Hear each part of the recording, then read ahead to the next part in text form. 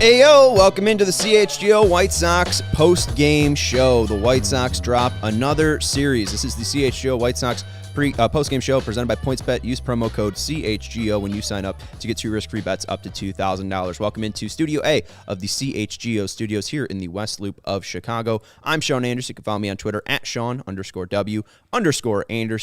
Herb Lawrence is joining me. Hello. You can follow him on Twitter at Ecknerwall23. Later in the show, we will be joined by Vinny Duber from Guaranteed Rate Field. The White Sox lose this one 5-2 in 10 innings. They drop another series. That is now 3 in a row. All to AL Central teams. I thought this is going to be a shite division. But apparently the White Sox wanted to have all those teams to have confidence besides the Tigers. And they gave them confidence on opening day. So I'm just so disappointed. I'm not even mad anymore. Disappointed that the White Sox don't find ways to win games. I know Brad Keller's good, but the at-bats were piss poor. Yeah, you should get more hits and more walks. Try walks on for size. We'll talk about that a little bit later. Walks would be a good idea for this anemic offense. But yes, frustrating and disappointing to watch this year, to say the least. It was a crazy game, Herb. You were doing a podcast while we were doing this for a little bit. So let's go through this game and truly talk about this, because it really started to get sloppy in the late innings. Early on, Michael Kopech wasn't finding his stuff, wasn't having control of his breaking balls, but he was getting it done for the most part. He started off a little sloppy in the first inning, walked Nicky Lopez, and then Andrew Benintendi hit a ball to left field, got down. Lopez ends up scoring. They get off to an early 1-0 lead, and the story of the day was Brad Keller. Like you said, he's not that good, but he was on it today. I mean, he's good, but you can process these at-bats a little bit better. Like, he's got a sub-3 ERA. He does well versus the White Sox. Do something different. You saw what happened when we faced the pitcher who pitched on Monday, Daniel Lynch. Last year, he was terrible versus the White Sox. He went into the lab this offseason and said, what are they doing versus me? What can I do to improve versus them? He did what was necessary on Tuesday to get the dub. The White Sox apparently don't find that to be a useful thing, because they have the same at-bats versus Brad Keller as they always do. Yep, and it showed. We'll get into the rough offensive stats, but we can just sum it up by bottom of the first, 3 up, 3 down. Bottom of the second, 3 up, 3 down. Bottom of the third, 3 up, 3 down. Bottom of the fourth, Herb, it's 3 up, and it is 3 down. Bottom of the fifth, 3 up, and 3 go down. And it's not until the bottom of the sixth, after Alan Lorenz Pollock flies out.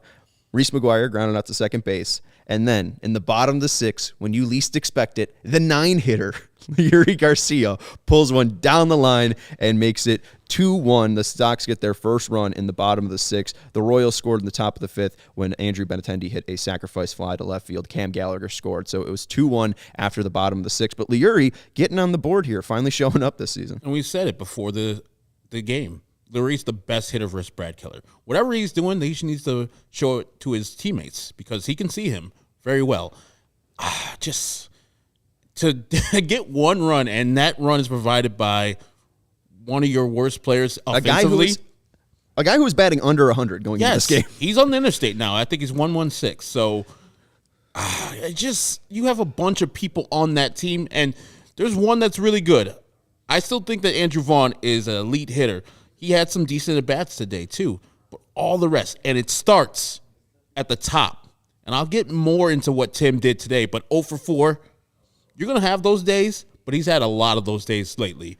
He is the straw that serves the drink, and he gets blamed when the drink is sour and crappy and doesn't take walks. So yeah, it's on you, Tim, too. Yes, you want the responsibility of leadoff hitter? When you don't perform and the team doesn't perform, that's on you. Amen. And we can just look at it with the errors. He's leading the team right now in errors, and he didn't have any today. So we won't blast him today. But he didn't even fielding errors. He had an error. Well, he had an error. He had a base running error, but at least fielding error. None error actually credit to him today. But he's still leading the team in errors, and this is the team that leads the league in errors as well. But Herb, they get the big blast from Leury Garcia in the bottom of the sixth, and how do they follow it up? You're right. 3 up, 3 down. I didn't know that. Yeah, right. I was over here. So doing the show. That's 6 of 7 innings where they go 3 up and 3 down. An absolutely brutal approach for the first 7 innings for the Sox. And then going into the bottom of the 8th, 2-1, Grandal singled, and then we ended up getting Harrison pinch running for Grandal. Berger then singled to shallow right field, turned to pitch inside out, and then Harrison moved to third base. Pollock hit a skying sacrifice fly into left field. Josh Harrison ends up scoring it. And you want to talk about the throw by Andrew Benintendi here, because the ball's up in the air. It keeps getting closer and closer to the diamond. Benintendi's charging at it. And I hear Herb saying, "Don't send him. Don't send him." And then Herb, what happened with the throw? Oh my God. I don't know if he didn't mean to throw the ball, because it Wernbergered it, and that's a Gold Glove left fielder out there in Andrew Benintendi. Anybody else would have been thrown out, and Josh Harrison doesn't have elite speed, so he was in the middle of left field when he threw that ball. If he throws it like he regularly does, he's out by at least 5 feet. I didn't want him to be sent because I thought that he was going to be out by 5 feet. Yeah. But if you're going to throw a ball like that every time, hell, send him. Well, and let's talk about that, because you're right. I mean, a joke of a throw. You referred to it as TBS. Very funny. Yeah. It hits tight booty syndrome. Outfield grass before it hits the infield grass. That usually lines up to a bad throw. An easy run scored by Harrison, but you were against sending him. Yes. I was for sending him. Mm-hmm. And when you get into a game like this, where you have 6 out of the 7 innings, where you go up 3 down, or 3 up, 3 down, and you don't have a runner on third base until this moment, of course you're going to send him. When the offense is this anemic, you have no choice but to be aggressive when you get someone in that position. That a possible tricky play right there, a possible bang play, not an easy sacrifice fly to score on, unless Andrew Benintendi completely biffs the throw here. Yeah. This is why you need more production. This is why you need more walks. This is why you need more hits. This is why you need a better approach, because this is the only opportunity that you had outside of Leury Garcia putting one over the wall to score a run today. I think you do process over results. You do not force things just because you are struggling. You continue what you do. And if you think that Josh Harrison is not going to make it home on an Andrew Benintendi throw, don't do it just because you're struggling. The team is struggling. Keep your steely reserve about yourself and make sure that you do what you do all the time. So I think the White Sox got lucky there, because Andrew Benintendi usually is a solid thrower, accurate thrower. So, yeah, congratulations. The results were good, but I think the process was wrong. And then the next at-bat, we have Reese Maguire coming up. And Herb, this was a shot off the bat of Reese Maguire. It would have scored Harrison easily out to the warning track, right center, right up against the wall, 101 off the bat. And we see it again. Anything that has a launch angle above 30 degrees will get taken down by the wind. Bobby Witt had it happen to him earlier. Jake Berger had it happen to him earlier in the season. And here we go. Reese Maguire could have ended the game with a big fly, but not able to get it done. The balls have just been killing the Sox. Yeah, and the wind was starched coming in from right field. So I thought off the bat, you thought off the bat. I'm sure Reese Maguire thought off the bat, gone. We're winning in the 8th inning. Got our closer coming in, or Aaron Bummer coming in the 9th. Game's over. Mm-hmm. Nope. No such luck. Caught at the warning track. How many times have we seen that? How many times have we seen warning track power from the White Sox on balls hit over 100 miles per hour? It's been way too many. It's been frustratingly way too many. Yeah, it's been, honestly, we've said frustrating, we've said disappointing. It's perplexing at this point with the Sox offense and how hard they're hitting balls. You look around the league, and home runs per plate appearances are completely and drastically down all around the league. And I understand that people don't like using the balls as an excuse. I'm not using it as an excuse right now, because the White Sox have, again, using the same process and getting the same results. You understand this. You understand that the MLB is playing with balls, and I know it's just MLB. The MLB is playing with balls that are completely different. Yes, he is. Those are completely different than baseballs. Come on, Herb. Sorry. Come on. I'm trying to make a point here. Sorry about that. Manscaped isn't even on this podcast. We heard it earlier from Kevin. How did he get through that one? Was he all right? Yeah. Yeah, that one's... He's got to go to confession now, but he's fine. It's all natural. God gave it to us. But your balls will thank relying on home runs is just absolutely brutal. And this is what this team is doing. They're hitting the hell out of the ball. They're chasing fastballs early in the count, and teams are eating it up because, yes, the weather is, difficult. It's cold. The ball's not going to fly as much. The wind has been a factor. The balls are a factor. But all teams are playing with the same factors and the same balls. The Kansas City Royals scored 5 runs today. How did they do that? You're not looking at what the other team is doing to win. It's not just the White Sox are not executing. It's not like all the players on the White Sox are the only players in Major League Baseball right now not executing. You see, poor execution from Aaron Bummer today in the 10th inning. You see poor execution from Andrew Benintendi. You see poor execution from Josh Staumont. But here's the difference. The Royals are taking advantage of those, the lack of a short spring. They're being patient. They're making sure that they have guys on base. They have a better approach at the plate. The White Sox, over the past 10 games, have it. 1-9 in their past 10.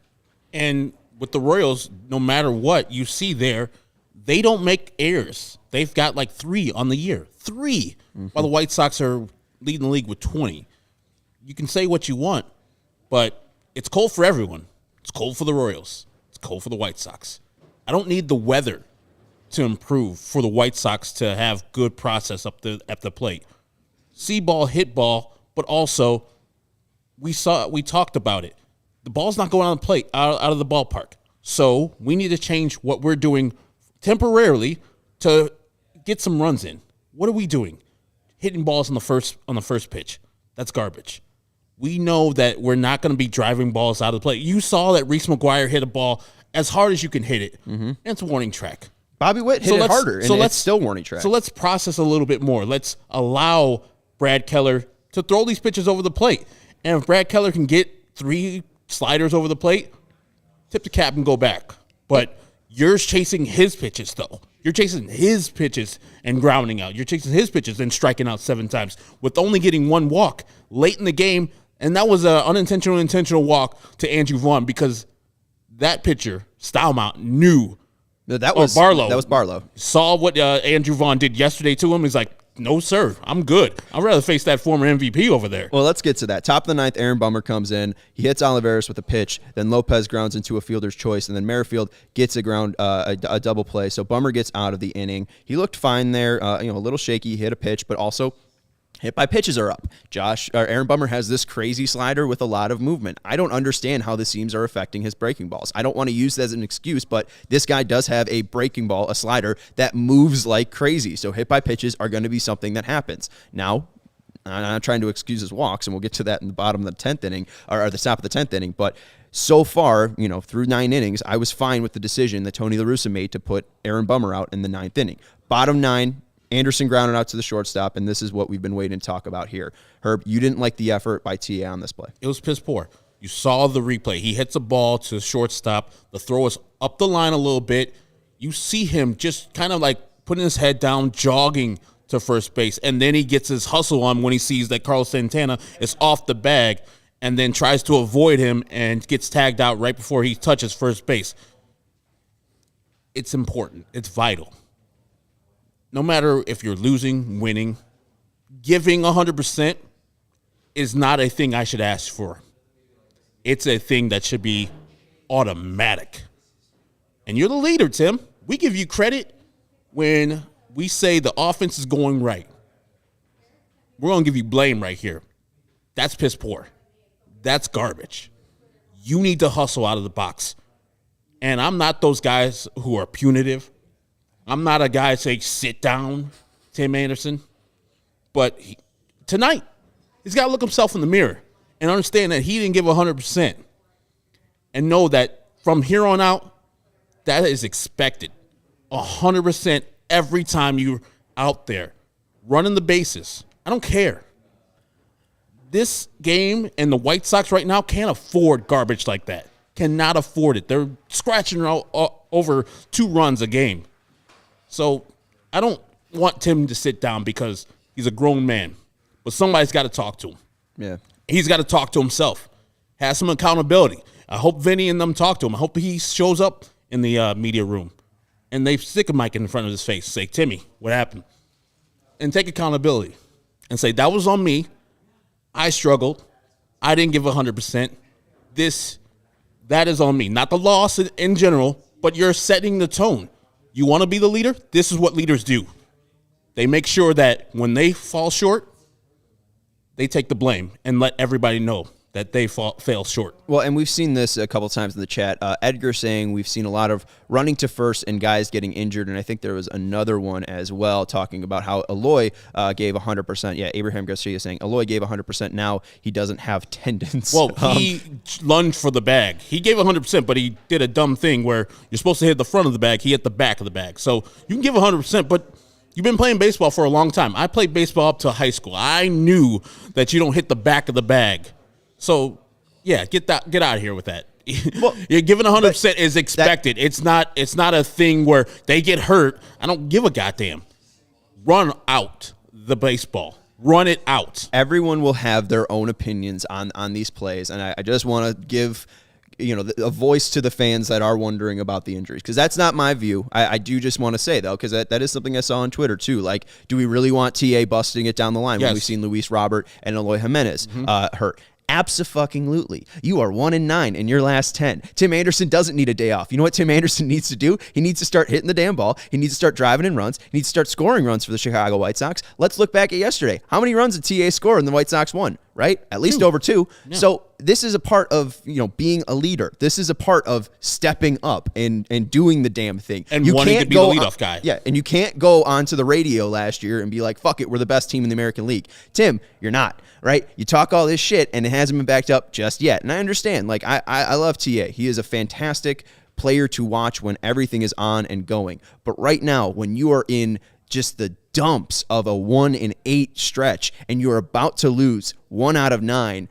or I guess 9 out of 10, you need to step up. I mean, this is the 9th inning in a tie game. You don't know what that run will do. You don't know what that base runner will do, because then maybe they don't walk Andrew Vaughn. Maybe they don't give 4 free pitches to Andrew Vaughn. A team that's not walking here finally gets a gift of a base runner, and the White Sox aren't even hustling out to try to get that gift. I mean, if Andrew Benintendi can make a bad play throwing home on Josh Harrison, whoever the damn shortstop is, I'm so pissed off I can't think about it right now. Is it Nicky Lopez today? Nicky Lopez. Yeah, Nicky Lopez. If Nicky Lopez makes a play that brings Santana up the line, you might be safe and you get a base runner. And let's look. Andrew Vaughn has the most RBIs after the 7th inning for the Chicago White Sox. Putting pressure on a guy who just blew a save in Scott Barlow, then putting up the guy who just did the damage yesterday, who's in his mind, that's pressure. I don't understand where his mind was on that play. You need to be better. You absolutely need to be better, because you are 9. You've lost 9 out of 10. I mean, I don't know how to keep saying that. I mean, like, that's horrible, horrible effort in the 9th inning of a tie ball game. Yes, you want to stay healthy, but also you can't be afraid to play baseball. You have 140-something games ahead of you. You might get injured. You can't be scared to, though. You have to win baseball games, because the whole important thing is to play 162 so you can go on and play the next 12 or 15 or whatever and have one of these things come into your life. You can have a 2022 version of the parade, right? We've been promised that by the general manager, but here we are, 7-11. I don't know if we're going to be able to talk to him after the parade. No, there won't be a parade. I mean, this is... What, is he going to be at the St. Patrick's parade? What, are we going to go talk to him down in, downtown, or go see Rick Hahn on St. Patty's? Like, that's the parade I'll see him at. Yeah, I mean, I don't mean to harp on it too much, but Sean said it perfectly. You just have to do it. And I hope when we get a call from Vinny that he was available, that he spoke to the media, and he took accountability for his lack of hustle. And let's slow down here. Hector's saying if the Sox are out of it by the trade deadline, they need to start trading away people. They can't take this team into 2023. Who are you going to trade? What are we doing here? Like, what? They're all signed for long-term deals. That's the point of this team. That is the point of the spending, is to make sure that this team's window is open till 2029. That is what they've told you. They don't think that one bad year here is going to make them break this whole thing down. I don't really think that you're going to see sweeping changes after 2022 if it's a bad season. You might see a managerial change, you might see some coaching changes, you might see stuff like that, but they are not getting rid of players that they've signed for long-term deals. Our guy Mailman Jack says 7-Eleven. I'll take a Slurpee. This is not very convenient. I don't like it at all. No, it's not convenient. That's an Ed Farmer line. Yes. Rest in peace. Rest in peace. Sky Point to that's the almighty Sky Point there is Mr. Ed Farmer. But yeah, the parade we throw when he gets canned is what Alex Rude says. I really want to talk about just the bullpen right now. We got Vinny joining us. I don't want to bring down the mood. Let's do an ad read real quick. The best way to support CHGO is to download the PointsBet app and use code CHGO when you sign up. If you do that right now, you get 2 risk-free bets up to $2,000. That's not it. If you make a $50 or more first-time deposit, you'll receive a free CHGO membership, which unlocks all of our web content, and you'll even get a free shirt of your choice from the CHGO locker. That's $2,000 in free bets, a free CHGO membership, and a free t-shirt from the CHGO locker, all for making more than a $50 first-time deposit at PointsBet. If you have any questions, you can email pointsbet@allchgo.com, and we will help you out. PointsBet is your home for live in-play betting, and it just got even better introducing PointsBet's newest feature, the live NBA same-game parlay. For the first time ever, you can build the perfect live NBA same-game parlay only with PointsBet. Combine your favorite bets anytime during the game, and if you want more, you can boost your live same-game parlays. You can watch live, parlay live, and boost live with PointsBet. Online sign-up is available in Illinois. You can download the PointsBet app right now and register your account from start to finish, all from your phone. You'll be signing up with the best sportsbook faster than ever. So what are you waiting for? Once the game starts, don't just bet. Live your bet life. PointsBet. Gambling problem? Call 1-800-522-4700. Hi, Vinny. We need some positivity. Hi. Hi, guys. I can smile for you. I don't think it's going to change the result of the game, though. No, I mean, we're trying to be positive. We're trying not to blow a gasket here. Not trying to be positive. It's been tough. CHGO White Sox beat writer Vinny Duber. You can follow him on Twitter @Vinny Duber. Who'd you talk to after the game today? So Michael Kopech, they're waiting on him still over there, but I wanted to join you guys and talk about what we heard from Aaron Bummer and Tony La Russa here post-game, obviously, because, the 10th inning there kind of fell apart, and so there was a lot of talk about Aaron and how things aren't going so well for him after the game. What's the most interesting thing that happened in the locker room? Was it from Aaron or was it from Tony? Well, Tony kind of identified Aaron as a guy who is maybe trying a little too hard, and we talked to Liam Hendriks a lot about that topic yesterday. He said that he is a guy that's doing that, and that the team has to work on that. Tony said that was maybe part of his message, on Tuesday, the night of that 11 walk game against Kansas City, and then more problems today, kind of in that same vein. So Tony said he thought Aaron is one of those guys that's pressing a little bit. Aaron didn't totally agree, but didn't say that wasn't the issue.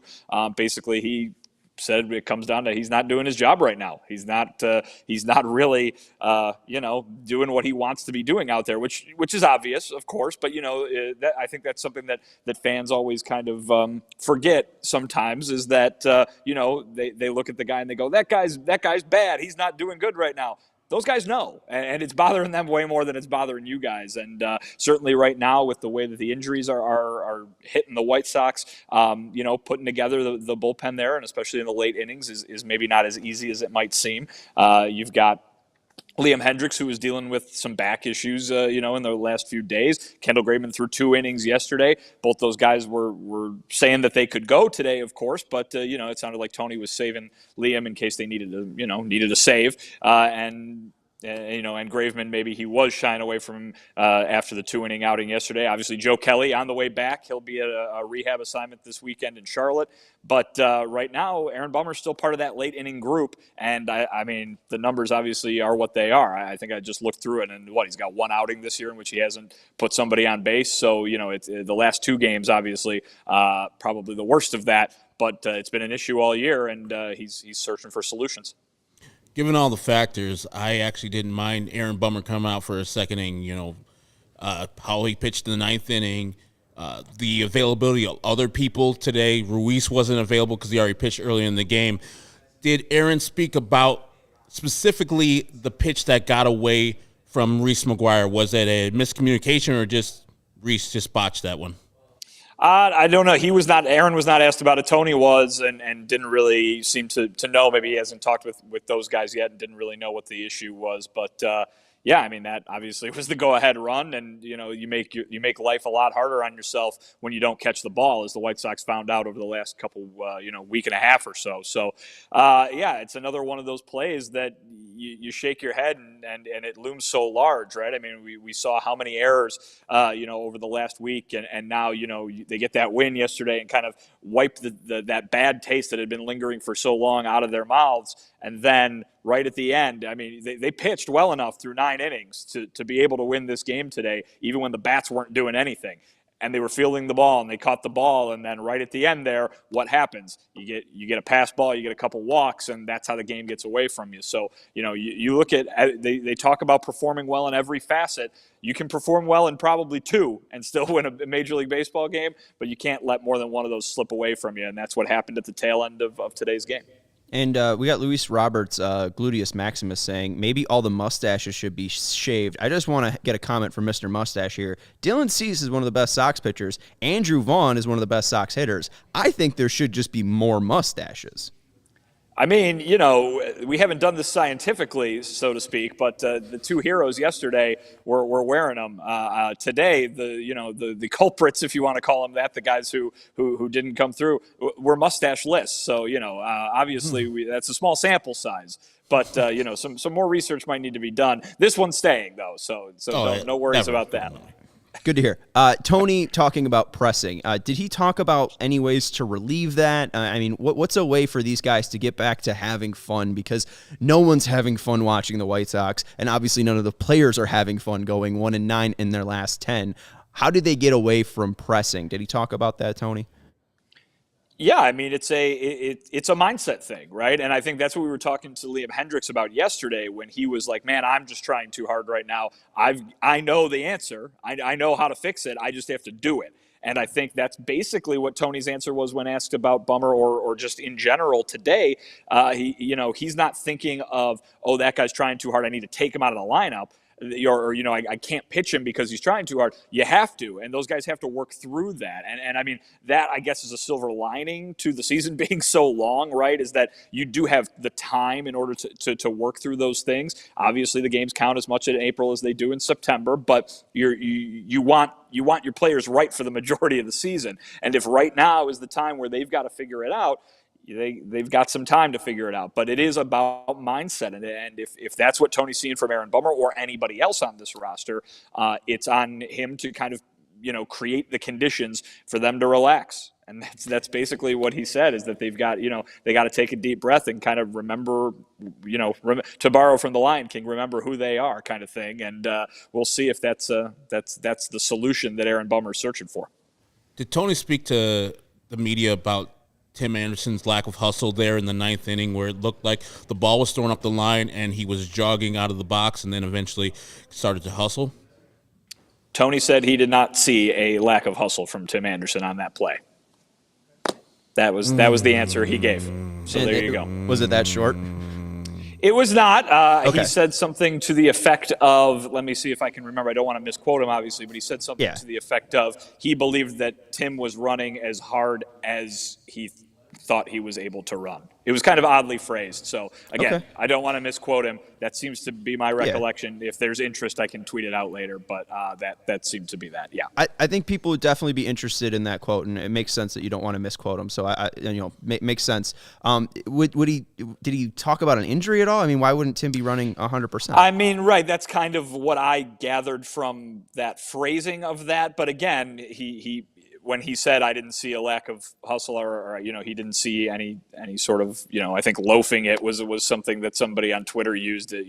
Tony said he didn't see that from TA, and who knows, maybe, you look at the replay and it's different, but that's what he said.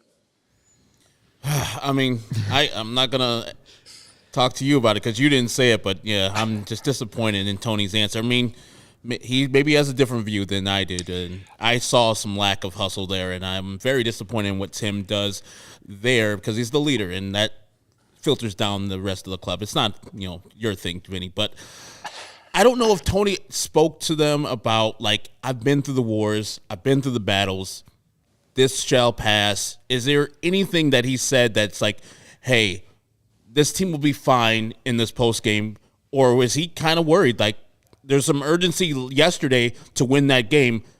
I didn't necessarily see the same urgency today. Did he speak to that?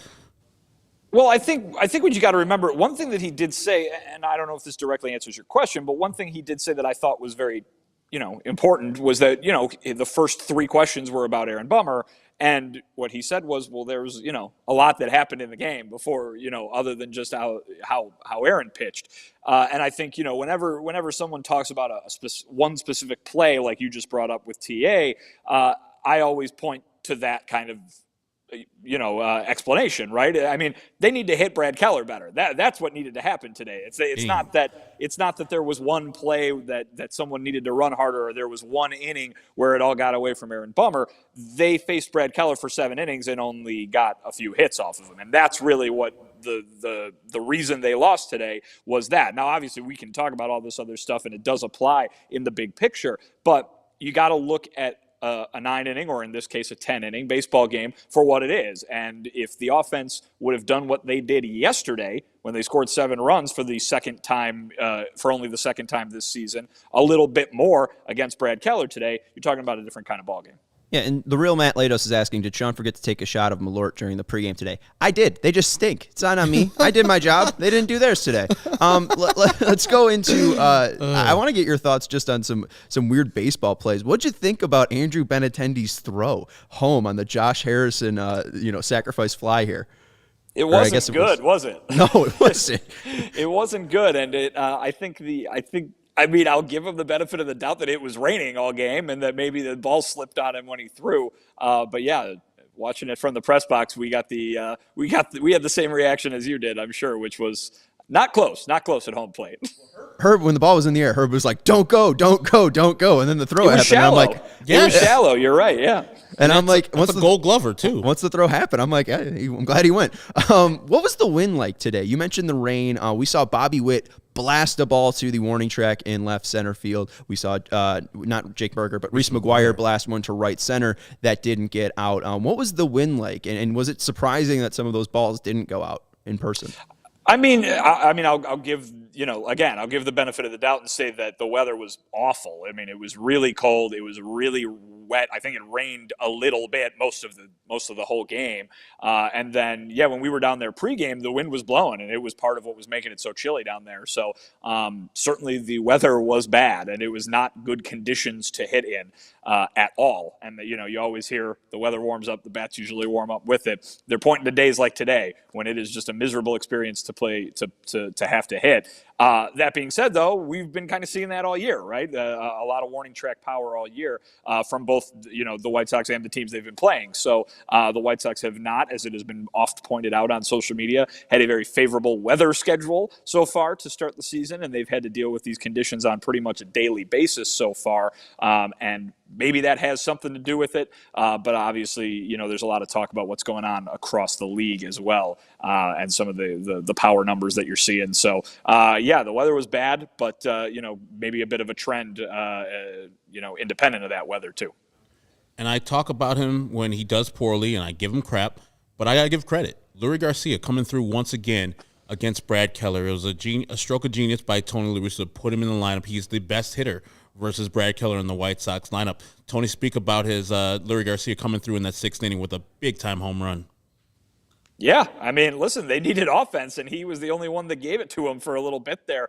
I think you see the example of why whenever anybody's asked about whether it's Leury Garcia or whether it's any other player that might, fans might have the reaction of, oh, why is he in the lineup? You see examples throughout the season to show you why the manager has confidence in these guys. And certainly when the matchups back that up as well, the numbers that you see in the matchups back that up as well, that's a nice positive outcome for the data department right there.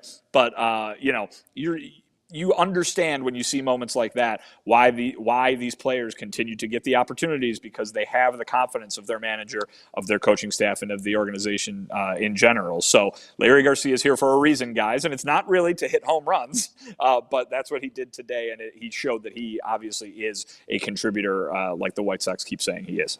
Being in the Sox locker room for the past 2 days, has there been any vocal frustration about the warning, the warning track power that has been shown off, or the lack of home runs that has happened? Because I'm really wondering about the Sox process at the plate and their approach at the plate. I really feel like it needs to change up, because the weather hasn't been good, but that's not good weather to hit home runs in.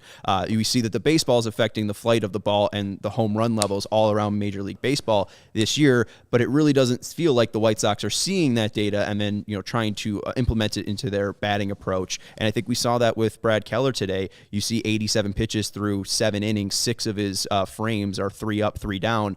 Was there any talk about an approach today, or maybe just frustration about the batted ball data? Yeah, I mean, you're not really seeing a lot of frustration on that point quite yet. I mean, maybe if you asked some very specific questions, you'd get that. But I think the point for today, at least, was that they thought Brad Keller pitched well. That's what Tony said. He pointed to the fact that the Royals didn't really do a lot of damage on the scoreboard until the 10th inning either, which is true. I think that you've seen from the White Sox an approach that is not as easy to change, I think, as some others might think. I think it's very easy to say, hey, you take more pitches, why aren't you walking more, kind of thing. And I think there are so many of these players who have had such career success from doing things a certain way. It's when you get away from playing your game, so to speak, that things can go south on you, and then it's even harder to find your way back. And I don't think every player on this team or on any team across baseball is capable of just flipping that switch and saying, all right, I'm going to be a totally different hitter now because the balls aren't flying out of the park. It's an adjustment that can be made over the course of time, absolutely. But I think, from one day to the next, there are certain players who are really good at it, and there are certain players who want to stick with what they've always done because it's gotten them to where they are. And if they see, again, over the course of time, guys have bad months and then have tremendous seasons. That's how baseball works. But if you go over the course of time and things aren't working, then the adjustments are going to come, and then you might see some different things. Obviously, it's frustrating in the moment if you're watching the team and you want them to perform on a daily basis, but it is something. Baseball in general is something that takes a big sample to make you make any changes. Well, and it just felt like today, looking at, the biggest issue I have with the Sox is one thing that I think it can just change is first pitch strike percentage. I mean, they're swinging at everything. They have the highest first strike percentage in the league by 3 whole percentages.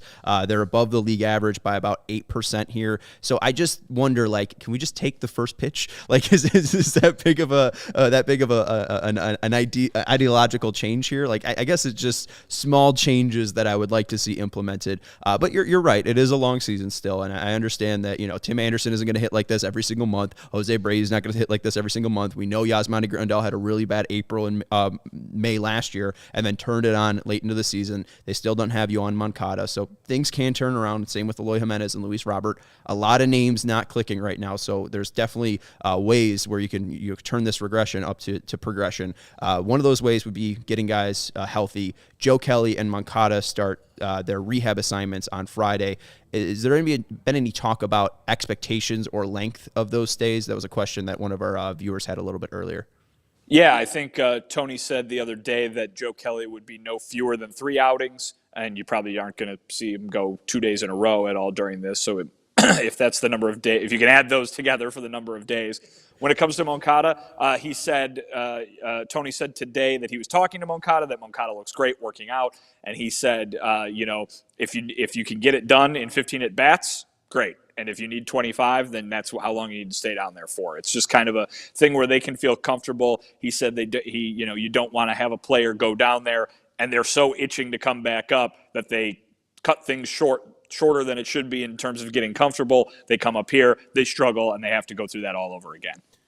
Last thing I got for Vinny, it's not baseball related. It's something I've always wanted to ask people who like a certain band. I am a Jamiroquai fan, and so when Virtual Insanity or Canned Heat come on, the name brand songs, I usually skip those. You as a Rolling Stone fan, do you like Satisfaction or Start Me Up? Do you push play? First of all, I have no idea what you were just talking about there, but I do know that Canned Heat is a phenomenal band. So there's that at least. You don't know Jamiroquai? Yeah, you're saying the Canned Heat, the song by Jamiroquai. Yeah, the song from Napoleon Dynamite. Yeah, that's the song he dances to. Canned Heat, the band. Okay. They played at Woodstock. Good stuff. But to answer your question, Herb, I do like Satisfaction quite a bit. I think it's probably one of the best Stone songs if I'm talking about objectively. Start Me Up I usually skip, but you hear it so much on the radio that, it makes up for it. I'm a deep tracks guy in general, just when it comes to everything. So a lot of my favorites, I kind of like the ones that I haven't been hearing for the last 32 years on classic rock radio every single day. So yeah, to answer your question, a little bit of column A, a little bit of column B. I like that answer. Let's change this up too. Let's expand this a little bit more. You got to get rid of one of the 5. These are the top 5 most popular songs of the Rolling Stones on Spotify right now. Paint It Black, Can't Get No Satisfaction, Start Me Up, Sympathy for the Devil, Gimme Shelter. One's got to go. Start Me Up, probably. Yeah. Okay. That's the first song I remember. Although I don't know. Because of See, the Super Bowl halftime show. Start Me Up and Paint It Black are both very, very, very overplayed. Satisfaction's an all-time great, and then those other two are arguably two of my favorite songs by them. So I'm never skipping those two. But yeah, I think it'd probably be Start Me Up just because I've heard it so many times. I would go with Paint It Black. That one doesn't do much for me, but as Luis Roberts' backside says, in the right situation, Start Me Up slaps hard. I mean, if you hear that at a ballpark, I'm not going to get mad at Start Me Up. But that's going to do it for Vinny Duber. We appreciate you joining us from Guaranteed Rate Field. He is the CHGO White Sox beat writer. You can follow him on Twitter at Vinny Duber. Vinny, got anything else for us? I got one more thing for you. Ooh. Go listen to the Eric Burden and War cover of Paint It Black, which is, I believe, like the length of an entire album side. So that's a fun one to hear. Okay, sounds good. I'll cue that one up. Appreciate it, Vinny. Yes, and did. we will You spelled it right too. We'll talk to you. It helped me out. I typed in Eric B and then it started coming up. But we will check you out next weekend or next week. And thank you for joining us today. And we'll talk to you next week. Enjoy the weekend. See you guys. Take it easy. Follow him on Twitter at Vinny Duber. He is the goods. You can Our guy Jimbo said we used to eat canned meat as a kid. Canned meat. Yeah, not canned heat. Canned Heat's good. A good song though. It's not. No. Yeah, when that song comes on and when Virtual Insanity come on, I'm like, next. I'm good. Boogie rhythm. If you enjoy CHGO, one way to help us continue. I'll rock that all the time. Little L's a great song. Dynamite. I haven't heard that one. I can only go three deep with you on Jamiroquai songs. If you enjoy CHGO, one way to help us continue to grow is to 7 download. Days in Sunny June. What? 7 Days in Sunny June is a Jamiroquai song. That's great. And Jamiroquai is a band, not one person. You got any more for us? Too Young to Die. Yeah. Okay. All right. If you enjoyed Jamiroquai trivia, one way to help us continue to grow is to download the PointsBet app. Jack is leaving because I'm naming all these Jamiroquai songs. Sorry, Use Jack. Code CHGO when you sign up. Not only are you going to get 2 risk-free bets up to $2,000, but if you make a $50 or more first-time deposit, you'll receive a free CHGO membership, which unlocks all of our web content, and you'll even get a free shirt of your choice from the CHGO locker. That's $2,000 in free bets, a free CHGO membership, and a free CHGO t-shirt when you sign up and deposit $50 with PointsBet. If you have any questions, you can email pointsbet@allchgo.com and we will help you out. And in case you missed it, online sign-up is available in Illinois. You can download the PointsBet app right now and register your account from start to finish, all from your phone. You'll be signing up at the fastest sportsbook easier than ever, so you could start living your bet life in seconds. What are you waiting for? Once the game starts, don't just bet. Live your bet life with PointsBet. Gambling problem, call 1-800-522-4700. And we got to talk to you about CHGO. You're watching the live stream right now. Those are free for people. What's up? Herb just looks numb at this point. Are you feeling numb? I'm not. That's a great song by U2, by the way. Are you comfortably numb? No. That's an okay song by Pink Floyd. No, I'm not a huge Pink Floyd guy. It's a better U2 song. That one's off Zooropa, right? I think so. It's The Edge singing instead of Bono. Bono sings the hook. He's got Van Diemen's Land. That one's a real good one. I like listening to Edge sing. By the way, you know another Jamiroquai song. Yeah, if you remember the Ask Herb Open. That song is All Right. Oh, I don't know the Ask Herb Open. You didn't do that enough when you came back. All Right. So I didn't. A song called. I didn't get to. Oh, Jimbo, get out of here! Stop it. U2 is not the worst. There are much worse bands like Pink Floyd. It's trendy to say U2 is the worst, but still haven't found what I'm looking for. Comes on. Come on. Just play Joshua Tree. If you Sunday want Bloody Sunday. Come on now. If you want to. Pride in the Name of Love. Stop it, Jimbo. I mean, you could. I mean, I'd go to 1984. I would go to what's the song? Now I can't even think of the song name. Great. Bad. Bad's a fantastic one. Bad's a killer song. Red Hill Mining Town's great. You're just naming Joshua Tree right now. Which is fine, but I'm looking for a real one. Off the Unforgettable Fighter, a sort of Homecoming. That song rips. Bono's voice at like 4 minutes, insane. Come on, Jimbo. I thought we were the same. U2 is not liking U2 is a breaker. KPW I don't like with it. here. This is a bad series for KPW. KPW calling a 6-inning shutout for Daniel Lynch and then saying U2 is a more fancy Nickelback. Stop it, man. You're showing your age, KPW. If you want to support CHGO, you get the podcasts and live shows on every team every day, and the post-game shows for free. But if you want premium written content, you can become a member at allchgo.com. You will get a free t-shirt when you become a member. You can go check out all of our dope merch at the CHGO Locker, and you can join the members-only Discord. We call it the CHGO Lounge, where you can talk to all of us CHGO personalities. So when you become a member at allchgo.com, you get premium written content like Vinny Duber's game recap for today's loss, the free t-shirt when you become a member, and the members-only Discord. We call that the CHGO Lounge. Jimbo said the best thing ever was Sing 2. That Bono ever did was Sing 2. Steven, can you block Jimbo? I understand that he is a member. Can we block him? We have a timeout button I could use. Please, have we ever used that out before? We've used it one time on the show. How long does the timeout last? I think it's 15 minutes. That's too long the for show. him. Yeah, the show's almost over. You Jimbo. escaped today, Jimbo. All right. What graphics do we have left, Steven? Because I'm The honestly 201. Oh, we have the 2-0-1? All right, well, let's talk about this. The White Sox in 2-0 counts.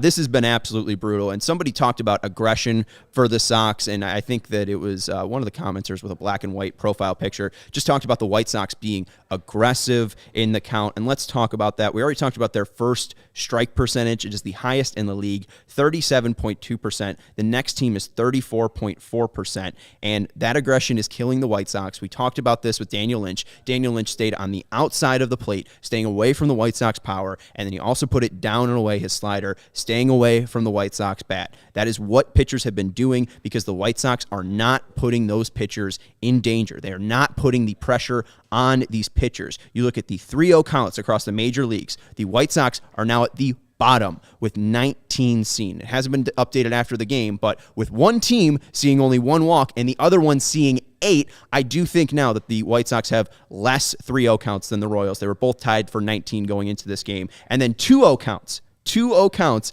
they have 64. The next team is at 76, so almost 10 more 2-0 counts the White Sox have seen, or 10 less 2-0 counts the White Sox have seen than the St. Louis Cardinals. The Sox have seen the least amount of 3-0 counts in the major leagues. And let's go through these stats right here. These are 2019, 2020, 2021, and 2022, the Sox on 3-0 counts. Obviously, the plate appearances are going to be wildly different because, you got the Mickey Mouse season in 2020, you got 2 full seasons in 2019 and 2021. But what I want to show you is the walk rate right there. It kind of compares similar, the walk and K rate, to 2019. So, hey, that was good. That was a good year for the Sox. 2020. It compares most to 2020. 25% walk rate and a 16% K rate.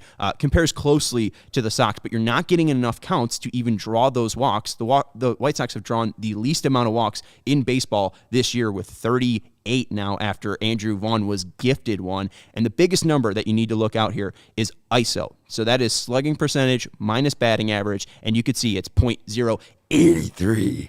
The lowest on that one is 185, and that's right now very close to the isolated power that Andrew Vaughn has. So that's a very good isolated power, 185. I bet you the isolated power of Tim Anderson right now is probably under 1. I think Leury Garcia is probably under 1. Like, that is a very, very horrible number. So the White Sox aren't doing anything when they get 2-0 counts. That's when you're supposed to be punishing hitters, and they are getting no fucking results. If you want to look at where the White Sox are going wrong at the plate, it's their approach. It is garbage. It is not helping them right now. The ball is a factor. The weather is a factor, and they are not looking at it and changing anything that they are doing. It is brutal baseball to watch, and let's go just through this whole game, because not only was it getting, not only did it start bad, it just got worse and worse and worse throughout the game. So the White Sox, first time through the order, they saw 40 pitches. That's 4.4 pitches per at-bat. That is higher than their season average.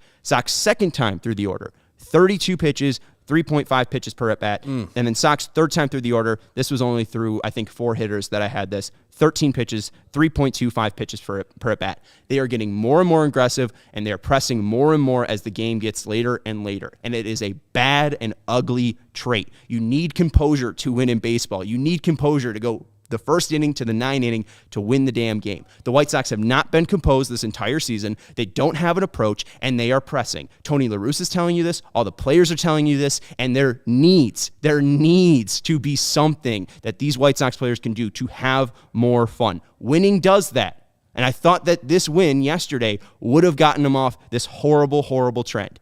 It has not. It's ugly baseball to watch defensively, hitting. Pitching's been the only thing keeping the White Sox in these games. And then, we have a bad Aaron Bummer moment. We have one bad, Aaron Bummer inning. Maybe he shouldn't have pitched in that inning, but let's look at the options. Did you want Kyle Crick throwing a slider into the left-handed batter's box there? Did you want Anderson Severino, who can't find the zone? Nope. Did you want Matt Foster, who got sent down to AAA last year because of his performance? I understand that Aaron Bummer has gotten shot after shot with the White Sox, but it's because he does have good stuff. He right now isn't executing. And the That's White Sox a problem. need him too.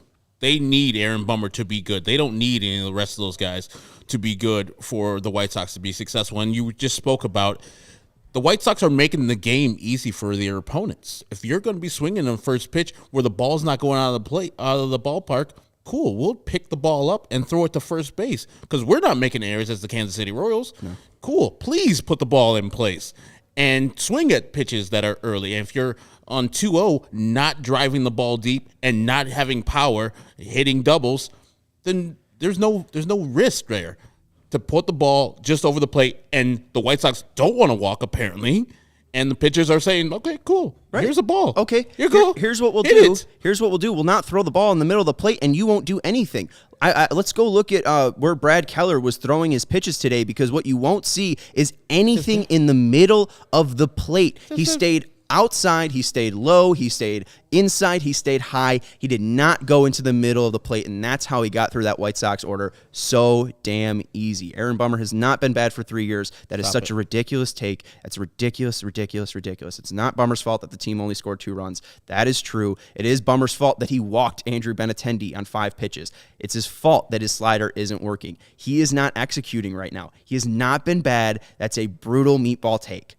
Let's go to the 10th inning. 2020 with a sub-1 ERA. Last year, 3.51 ERA. And if you look at that 3.51 ERA, you look at his FIP. The reason why that FIP, fielding end to pitching, is lower than his ERA is because he was getting brutal defense behind him as a high ground ball pitcher. And now it really feels like he's pressing to strike everybody out. He's trying to paint pitches and be perfect because he's afraid of the defense behind him. And he was fine in the first inning with no runners on. You put a runner on second base and he starts walking Andrew Benintendi. He was able to get to Sal Perez and struck him out, but then he walks Carlos Santana, and then he strikes out Witt Jr., which is fantastic. But he's afraid to put balls in play. I think he truly is, and that's why he's not attacking the zone, or at least that's why he's having difficulty finding his grip, because I really do think he's afraid to put it into the zone because not he's a bad pitcher, but he's got a horrible defense behind him. He has the team that has made the most errors defensively this season behind him, and he didn't help him out last year as well. And then here comes the defense again.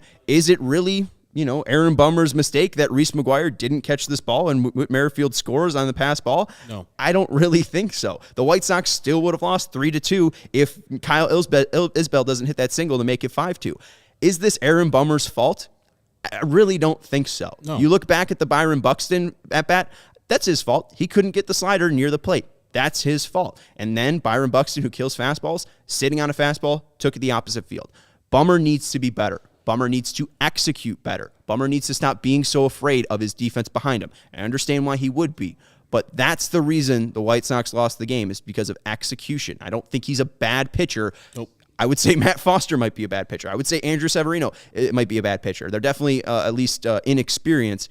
Aaron Bummer is an MLB arm. He would be an MLB arm on all 30 teams. Yeah, and Aaron Bummer coming into this year, everybody was saying Hendricks, Graveman, Bummer. You'd have a nice back end of the bullpen. Last year, you talked about it, fielding independent pitching, 296 for Aaron Bummer, even though his ERA was almost a half a run higher because of the poor defense. So, yes, I get it. We're mad at Aaron Bummer because he's not the guy that showed up the last couple of years. But let's not have statements like that, and where also, he's been bad for the last 3 years. Aaron Bummer is upset at what he's doing. Vinny Duber just told you that. I don't think Aaron Bummer is happy with what happened today. I do think that Aaron Bummer will be back on the Schneid. Now, hey, maybe we can have the discussion, the smart conversation that Greg's bringing up right now. Does Jose Ruiz, who has been pretty decent this year, get more high leverage chances? Does Tanner Banks, who hasn't given up a run this year, get more opportunities? Tanner Banks isn't being paid for 5 years over X a million amount of dollars like Aaron Bummer is.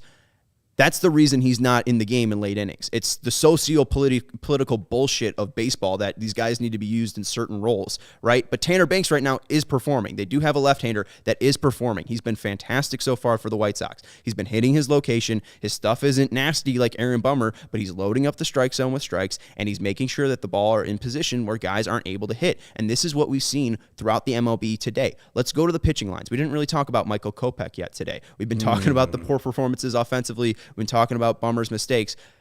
Michael Kopech today gives you 5 innings, 2 earned run ball, 3 hits, 3 Ks, 4 walks. The walks were an issue. His control of his breaking balls were an issue. But something that Herb and I notice, whenever he puts it in the zone and the Royals are making contact, sometimes it's loud, but he never really gets damaged by it. The White Sox need to start looking at how they're getting beat. They are putting the ball into play, and it's not going down. It's not falling for a hit. And I understand that we might be afraid of Cleveland or this bad defense, and we've seen some mistakes here by the White Sox defense. But it's a hell of a lot better than just walking bum-ass hitters. You can't walk 23 guys in a series and expect 2 to win, 2 out of 3. The White Sox walked 23 Royals in these 3 games. That is about 8 walks a game. And they came in, as Sean said, with the third to the lowest walk rate in Major League Baseball. So they weren't walking before this series. They probably moved up from 28th probably to the top 10 right now because the White Sox were just giving them free passes all day long. It's unnecessary. Nobody in that Royals lineup currently, even Salvi Perez, in the current conditions and with the ball, are you afraid that they're going to leave? Not at all. No. Like, did they even hit a home run in this series? No. What are we doing? We're walking them 23 times. What are we We're doing? giving them 23 free bases. And you see the good plan they had for Salvador Perez. The good, real...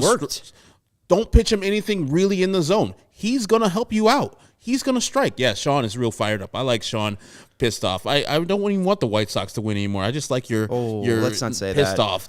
I am much fun. I'm fun too, guys. I'm also fun. I can you're make you laugh. We can have a good time when the White Sox win. I'm not that much of a bummer. Aaron Bummer might be, but I'm not.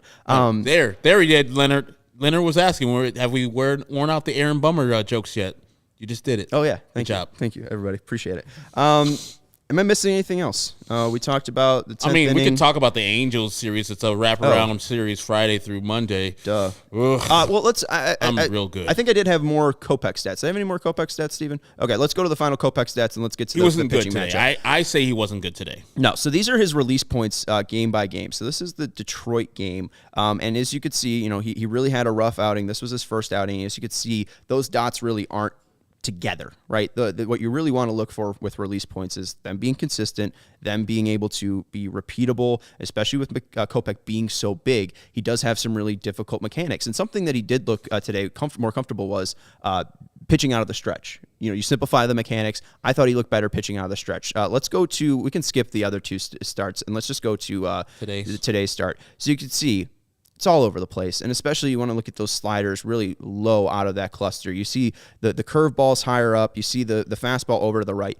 You need this to be a little bit tighter, and that's where Kopeck can change. I mean, that's just mechanical things. He's releasing the ball a little bit too early. It's coming into right-handed hitters. His fastball plays. He just needs to find a consistent release point, and once he does that, I think he'll find a consistent release point for his slider. He'll find a consistent release for his curveball, and once the weather warms up, that fastball that was sitting at 94 will jump up to 96, 97. And that slider should have more of a grip on it, and we should see more swings and misses out of it. But still, getting 5 innings pitched with a one-pitch pitcher, fantastic stuff from Kopeck. It's not only good for his command and control. These guys who are facing him have superior eyesight. They can see that you're throwing your ball from a different arm slot. Okay, here comes the slider. He can't get it over. I'm going to lay off. Because this slider's filthy. It's got great movement. But if you're throwing it at a lower arm slot or you're throwing it from a different slot than your fastball, they're just going to lay off. They know they can't hit it even if it is in the middle of the plate. So, yes, once he cleans that up, I think Michael Kopech will be a little better. He's fighting. Like I went to the game where he pitched 25 pitches in the first inning and then battled back and got a good victory. Today, I don't think that was the same. He was just all over the place, couldn't find his release point, and they're making excuses for him all the time. It's cold. He's from Texas. All that stuff. He knew he was playing for the fucking White Sox. Yeah. Whatever you need to do to get warm, to get yourself together, do it. Like his ball was running from inside out. So to right-handers is running right inside. It's like, so just make the small mechanical adjustment, throw the ball over the plate, and get some outs. As we said, they're not hitting the ball hard. They're not hitting it over the plate. You have superior stuff. Even though your fastball's only 94, they weren't doing anything with it. Yeah, and I don't want to kill him because I do think that this is something that he needs to learn. He's not a starter yet. He's still learning how to become a starter, and he threw 30 pitches in that first inning, still got through 5, and we were looking for him to at least give 5 or 6. He did that, and he battled with 1 pitch today. I think that White Sox fans really need to be happy about that because he will have his slider at some point. He will have his curveball, this new fixed curveball that Pine Tar Keyboard wrote about for Baseball Prospectus. Like, he will come back and start having these big strikeout moments, but honestly, I love seeing this. He didn't have his stuff. He still fought. He still battled, and he looked like a starting pitcher today. I really do think that, the wow, eye-popping numbers will start coming, and I think that he'll probably clean up these sloppy first innings. But overall, I really can't be mad at what we saw. And 94 pitches, too. 94 pitches for Kopeck is huge. And you saw the Royals helped him out. The guy was struggling with his command and control in the first inning. The Royals just went up there and tried to hit in the second inning. The first pitch, Michael A. Taylor just grounds it into the ground. Like, you can't see what's going on in the game. They're trying to help you out, and he got out of that inning with, I think, only 9 pitches thrown in the second inning. So if they're going to give you it, take it. All right, we got people talking about Ozzie Guillen as the manager, so that means we should wrap up this podcast. Boom. Thank you, everybody, for listening to the CHGO White Sox podcast presented by PointsBet. Use promo code CHGO when you sign up to get 2 risk-free bets up to $2,000. Got to thank Vinny Duber for joining us, the CHGO White Sox beat writer. You can check out all of his work at allchgo.com. Feel free to become a member. We'd love to have you join the CHGO Lounge, our members-only Discord, and you get a cool-ass shirt when you sign up. So definitely go check out Vinny's work at allchgo.com and follow him on Twitter at Vinny Duber. That is Herb Lawrence. You can follow him on Twitter at AcknerWall23. He is the CHGO White Sox community leader. I'm Sean Anderson. You can follow me on Twitter at Sean_W_Anderson. I like seeing that better from Edgar, right? Sean and Herb for manager. Put us in the uniforms. We look great in those uniforms. I've never played professional baseball, so I could not be a manager. Hey, 13's not retired yet, and that's my number. So I can go in, wear that for Ozzie, and just be like Guillen managing the team if I'm in there. I have tickets this weekend to the games. I'm so disgusted with the teams. I'm gonna give them away to somebody who wants them in the Discord. You're not going at all? Oh, I'm not going. I might go if somebody doesn't take the Saturday one. They have this hockey jersey for the White Sox, or hockey sweater. Sorry, hockey fans. It's fine. And I'll go and get that and turn my ass right back around and go home.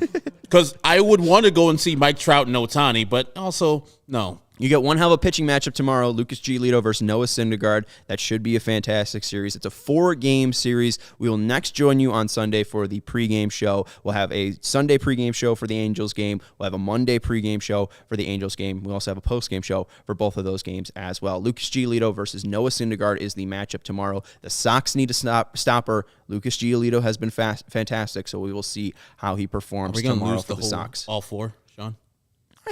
I think they go 3-1. I have to stay optimistic because if I don't, I'll die.